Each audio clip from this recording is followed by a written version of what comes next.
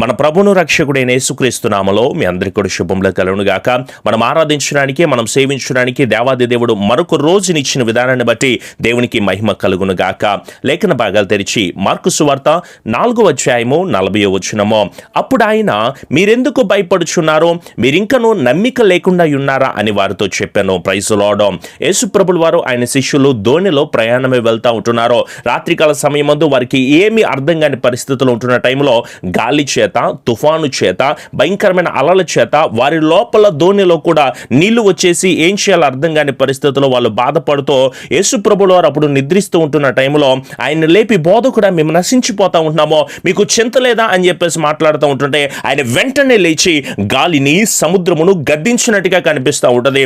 వెంటనే వారితో చెప్తా ఉంటున్నాడు, మీరెందుకు భయపడతా ఉంటున్నారో, మీకు ఇంకా నమ్మిక లేకుండా ఎందుకు జీవిస్తూ ఉంటున్నారు అని ఆయన మాట్లాడుతూ ఉంటున్నారో. వాక్యం ఇంటూ మిమ్మల్ని అయినా సరే నేను అదే గద్దింపుతో మాట్లాడుతున్నానో. దేవుడు మన పట్ల అనేకమైన అద్భుతాలు జరిగిస్తూ ఉంటున్నాడో. మనము క్రీస్తుని అంగీకరించామో, క్రీస్తు నడవడికను మనం కలిగి ఉంటున్నామో, ఆయనలో మనం జీవిస్తూ ఉంటున్నామో, ఆయనతో మనం మాట్లాడుతూ ఉంటున్నామో, ఆయనను మనం కలిగి ఉన్నామో. క్రీస్తు నందు ఉన్నవాడు నూతన సృష్టి అని, పాతవి గతించిపోతున్నాయి, సమస్తము కొత్తవవుతున్నాయి అని తెలియజేస్తూ ఉంటున్నా సరే, ఎన్నిసార్లు వాక్యము ద్వారా మాట్లాడుతున్నాం, ఎన్ని విషయాల ద్వారా వాక్యము ద్వారా గద్దిస్తూ ఉంటున్నా సరే, ఎన్ని మాటల ద్వారా దేవుడు మనల్ని దర్శిస్తూ ఉంటున్నా సరే, మనకు చింత పడుతూనే ఉంటున్నామో, మనమందరం బాధపడుతూనే ఉంటున్నాం, వేదన పడుతూనే ఉంటున్నామో. మీరెందుకు భయపడతా ఉంటున్నారు? ఏ సమస్యను బట్టి భయపడుతున్నారో? లెక్కలేని ఆపదలు మన మీదకి వచ్చినా, ఎలాంటి భయంకరమైన సమస్యలు మా మీదకి వచ్చినా సరే, మనల్ని రక్షించేది గొప్ప దేవుడే కదా. మనకు కలిగి ఉంటున్న భయములన్నిటిలో నుంచి కూడా మనల్ని తప్పించి విడిపించేది దేవాది దేవుడే అని తెలుసుకుంటున్నప్పుడు మీరు శిష్యుల్లాగానే ఎందుకు భయపడిపోతా ఉంటున్నారు? మన దేవుడు భయములన్నిటి నుంచి పూర్తి విడుదల కలుగు చేయగలిగిన సమర్థత కలిగిన దేవుడో. మనం ఈ సంవత్సరమో ప్రార్థన చేద్దామో, నీవు ఈ స్థితిలో ఉన్నానండి, నేను ఈ పరిస్థితిలో ఉంటున్నానండి, ఈ అవమానకరమైన బ్రతుకులో నేను ఉంటున్నానండి, ఈ అప్పుడు సమస్యలతో నేను ఉంటున్నానండి, ఈ అనారోగ్య పరిస్థితులతో నేను ఉంటున్నానండి, నా బాధలు ఎవరికైనా చెప్పుకుందామంటే, నా సమస్యలు ఎవరికైనా చెప్పుకుందామంటే, నా పరిస్థితులు ఎవరికైనా చెప్పుకుందామంటే అసలు ఎందుకు చెప్పుకోవాలి? నీవెవరికైనా చెప్పుకున్నంత మాత్రాన నీ సమస్యలు పోతాయా? పోనీ విన్నవారు ఇంకా అవహేళన చేసి ఇంకా అనేక మాటలు చెప్పి నీ చుట్టుపక్కల వారికి, ఆమెకి ఇలా అయింది, ఆ బ్రదర్ ఇలా అయిపోయారు, ఆ వ్యాపారం ఇలా అయిపోయింది, ఆ జాబ్ ఇలా అయిపోయింది, వాళ్ళ కుటుంబం ఇలా అయిపోయింది, వాళ్ళ కోడలు కానీ, వారి అల్లుడు కానీ, వారి కుమారులు కానీ, వారి కుమార్తెలు కానీ అనేకమైన పరిస్థితులు కూడా మాట్లాడే వాళ్ళే తప్ప ఎవరు కూడా మనల్ని చూసి ఓదార్చేవారు కానీ, మన దగ్గరికి వచ్చేవారు కానీ ఎవరు కనిపించరో. అయితే దేవుని వాక్యము చెప్తుంది, ప్రయాసపడి భారం మోస్తున్న సమస్తమైన జనులారా మీరు నా యొద్దకు రండి, మీరు భయపడవలసిన అవసరం లేదో, మీ చింత యావత్తును కూడా నా మీద వేయండి అని చెప్తా ఉంటే, ఆ రోజు శిష్యులు భయపడుతూ ఉంటున్నట్టే ఈ రోజు కూడా మనం కూడా భయపడతా ఉంటున్నాము. గత జీవితంలో దేవుడు అనేకమైన అద్భుతాలు చేశాడు కదండి, అనేకమైన ఆశ్చర్య కార్యాలు చేశాడు కదా, అనేకముగా మనల్ని నడిపిస్తూ ఉంటున్నాడు కదా. మరి మనం నమ్మిక లేకుండా ఎంతకాలం జీవిస్తూ ఉంటాం చెప్పండి? ఆ ఇశ్రాయేలీయులు కూడా అలాగే ఉంటున్నారు. ఎర్ర సముద్రమును 2 పాయలుగా చీల్చి ఆరిన నేల మీద నడిపించాడు. గుర్తులేదా మనకి? ఆకాశం నుంచి మన్నాను కురిపించి ఇశ్రాయేలీయులను పోషించాడు కదా. బండ నుంచి నీళ్లను పుట్టించి ఇశ్రాయేలీయుల దప్పిక తీర్చాడు కదా. స్తుతుల మీద ఆసీనుడై ఉన్న దేవునికి వాళ్ళు ఆరాధన చేస్తూ ఉంటే ఎరికో కోట గోడల సైతము కూల్చాడు కదా. నోవాహుని జలప్రళయం నుంచి తప్పించలేదా? బానిసగా అమ్మబడిన యోసేపుని హెచ్చించి ఆ దేశపు ప్రధానిగా మార్చలేదా? యెహోషువ ప్రార్థన చేస్తూ ఉన్నట్టే ఈరోజు నీవు నేను కలిసి ప్రార్థన చేస్తూ ఉన్నట్టే ప్రతి ఒక్క బానిస సంఖ్యల నుంచి మీరు పూర్తి విడుదల పొందుకొని నా దేవుడు మాట్లాడుతున్న శ్రేష్టమైన మాట వైపు గనక మీరు తిరిగి ఉంటే ఎందుకు నమ్మిక లేకుండా ఉంటున్నారో? మీ పట్ల ఎన్ని అద్భుతాలు జరిగించలేదో, నువ్వు మరణపై పరిస్థితుల్లో ఉంటే లేవనెత్తలేదా? నీవు సమస్యల్లో ఉండి ఆయనకు మొర్ర పెట్టుకుంటే నీకు సమాధానం ఇవ్వలేదా? ఎందుకు కృతజ్ఞత లేని వారిగా జీవిస్తారో? ఎందుకు దేవుడు మీ పట్ల చేసిన అనేకమైన అద్భుతాలను మరిచి జీవించే వారిగా ఉంటారో? ఈ క్షణం నుంచైనా సరే దేవుడు మన పట్ల చేయబోతున్న కార్యాల కోసం మనం ఎదురు చూసే బిడ్డలుగా ఉందామో. నీ శ్రమ, నీ ఉద్యోగ సమస్య, నీ గర్భఫల సమస్య, అందరూ ఉన్న అనాథగా బ్రతుకుతున్నాననే ప్రతి ఒక్క సమస్య నుంచి కూడా నా యేసయ్య విడుదల కలుగు చేస్తాడు. ఎందుకంటే ఆయన ఒక్కడు మాత్రమే విడుదల కలుగు చేయగలిగిన సమర్థత కలిగిన దేవుడు. నేల మీద నుంచి దరిద్రులు లేవనెత్తేది ఆయనే. నలిగిపోయిన, కృంగిపోయిన జీవితాలను జీవిస్తూ ఉంటున్నావు. పాస్టర్ గారు, ఎన్ని శ్రమలో, ఎన్ని ఇబ్బందులు, ఒక సమస్య పోతే ఇంకొక సమస్య, ఒక వేదన పోతే ఇంకొక వేదన, ఒక బాధ పోతే ఇంకొక బాధతో అని బాధపడతా ఉంటున్నారు కదా.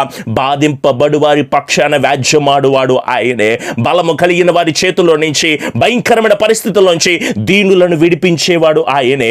పేదలను కటాక్షించేది ఆయనే. శ్రమ పడుతున్న వారిని రక్షించేది ఆయనే. దారిద్ర్యంలో ఎలాంటి దీనమైన పరిస్థితుల్లోనే ఉన్నా సరే నీకు న్యాయము తీర్చేవాడు ఆయనే. మీరేమి దిగులు పడాల్సిన అవసరం లేదో. తండ్రి లేరు పాస్టర్ గారు అని చెప్పేసి అంటున్నారు, పేదవాళ్ళుగా రోగ శయ్యి మీద పడుకున్నామంటున్నారు, విధవరాండ్రుగా మేము ఉంటున్నామంటున్నారు.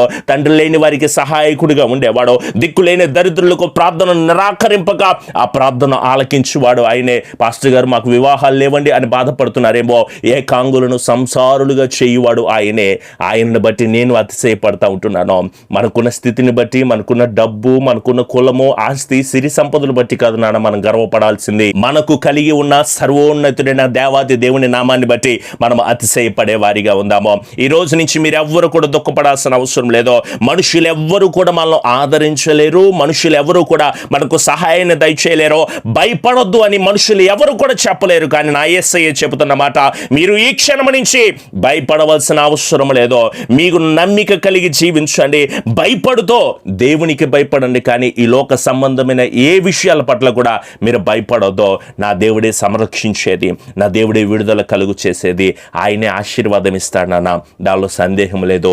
మరి ఆయన అడుగుదామా, ప్రభువా నన్ను ఆశీర్వదించువా, ప్రభువా నన్ను దీవించువా, ప్రభువా నీ సన్నిధిలో నేను నిలబడ్డాను నాయన అంటూ మీ దగ్గర ఆయిల్స్ ఉంటే తప్పకుండా తీసుకోండి, అలాగే వాటర్ ఉన్నా కూడా తీసుకోండి. వాటిని పట్టుకుని మనమందరం కూడా ప్రార్థన చేద్దాము. వాటర్లో శక్తి లేదు, కానీ ఆయిల్లో కూడా శక్తి లేదు, కానీ నేను ప్రకటిస్తున్నా, ప్రార్థన చేస్తున్నా, దేవాది దేవునిలో శక్తి ఉన్నది గనక ఆయన వైపు మీ రెండు హస్తాలు చాచి ప్రార్థన చేస్తూ, ప్రభువా ఈరోజు నాతో మాట్లాడినందుకు స్తోత్రములో, ఇప్పుడు దాకా నేను భయపడుతూ జీవిస్తున్నాను ప్రభువా, నా పాపాలన్నిటినీ నీ సన్నిధిలో ఒప్పుకున్నాము.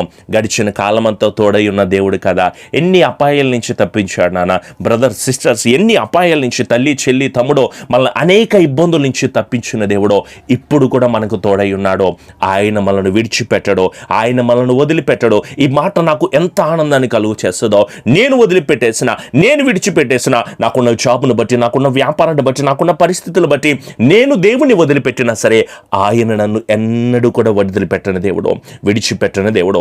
ఈ కరోనా సమయంలో కూడా దేశ విదేశాల్లో ఉంటున్న బిడ్డలందరినీ, మన ఆత్మీయమైన కుటుంబాలన్నింటినీ, ఇక్కడ వాక్యం వింటున్న, అలాగే లైవ్ ఆరాధనలో వాక్యం వింటున్న ప్రతి ఒక్కరిని కూడా దేవుడు తన సంరక్షించి, నడిపించి, స్థిరపరిచి, కృపదయ చేస్తున్న విధానాన్ని బట్టి దేవాది దేవునికి మహిమ కలుగును గాక. ఆయన స్తుతిస్తూ మనం ప్రార్థన చేద్దాం, ఆయన మహిమపరుస్తూ మనం అందరం ప్రార్థన చేద్దాము. స్తుతి, మహిమ, ఘనత కేవలము దేవాది దేవునికే చెల్లును గాక. ఆమెన్. కృపాసత్య సంపూర్ణుడా, మా గొప్ప దేవా, మీ ఘనమైన కృప కలిగిన శ్రేష్టమైన మీ అద్భుతకరమైన మాటను బట్టి మీకు వందనములు తండ్రి. ఆనాడు శిష్యులు భయపడిపోతూ ఉంటుంటే మీరు మాట్లాడిన మాట, భయపడొద్దు, నమ్మిక కలిగి ఉండి. ఎందుకు మీకు నమ్మిక లేదని మీరు మాట్లాడారు ప్రభువా. అనేక అద్భుతాలు చూసిన శిష్యులే వారు నమ్మికను కోల్పోతూ ఉంటున్నారు తండ్రి. వారికి మరణాపాయ పరిస్థితి వచ్చేసిందని బాధపడుతూ ఉంటున్నారు దేవా. ఈరోజు మాకు ఎలాంటి స్థితిని మేము ఎదుర్కొంటున్నా సరే మీరు ఏ స్థితిలో ఉన్న భయపడవలసిన అవసరం లేదని మాకు ధైర్యాన్ని కలుగు చేస్తున్న దేవా, మీకు స్తోత్రములు తండ్రి. మరొక మారు మీ వైపు చేతులు జోడించి మేమందరము ప్రార్థన చేస్తున్నాము దేవా. ఒక్కసారి మీ కృపా కనికరమును మీరు మాకు దయచేయండి నాయన. ఉదయకాలపు లైవ్ ఆరాధనలో, రాత్రికాలపు లైవ్ ఆరాధనలో, అలాగే అనుదిన వాగ్దానంలో మీరు మాతో మాట్లాడుతున్నందుకు మీకు స్తోత్రములు నాయన. నిమిత్త మాత్రుని ఎందుకు పనికిరానటువంటి వాడిని ప్రభువా, వాక్యము ద్వారా, నీ వాయిస్ ద్వారా మీరు మాతో మాట్లాడుతున్నందుకు మీకు స్తోత్రములు చెల్లిస్తున్నాము దేవా. ప్రతి కుటుంబ ప్రార్థన అవసరత మీ పాదాల చెంత ఉంచుతున్నాము తండ్రి. గొప్ప విడుదల, గొప్ప ఆశీర్వాదమును, నెమ్మదిని, సమాధానాన్ని, కృపను, ఆశీర్వాదాన్ని బిడ్డల కుటుంబాల్లో మీరు అనుగ్రహించండి దేవా. మా దుఃఖానికి ప్రతిగా సంతోషం ఇచ్చి నడిపించండి దేవా. మా దేశంలో ఉంటున్న అనేక బిడ్డలు మీరు దీవించండి. విదేశాల్లో ఉంటున్న ఆత్మీయమైన కుటుంబములన్నిటినీ కూడా మీరు దీవించండి ఆయన. వైద్యులకు, పోలీసులకు, కార్మికులకు, ప్రభుత్వాలకు మంచి జ్ఞానాన్ని మీరు దయచేయండి ఆయన. అప్పుల బాధల్లో నుంచి విడుదల మీరు దయచేయండి. అనారోగ్యాల నుంచి నెమ్మదిని మీరు దయచేయండి. తాగుడు జీవితం నుంచి, వ్యభిచార జీవితం నుంచి, పాపసహితమైన కార్యాల నుంచి, ప్రతి దురాత్మ శక్తి నుంచి కూడా యేసు నామములో నీ బిడ్డలకు విడుదల మీరు దయచేసి ఆశీర్వదించండి ఆయన.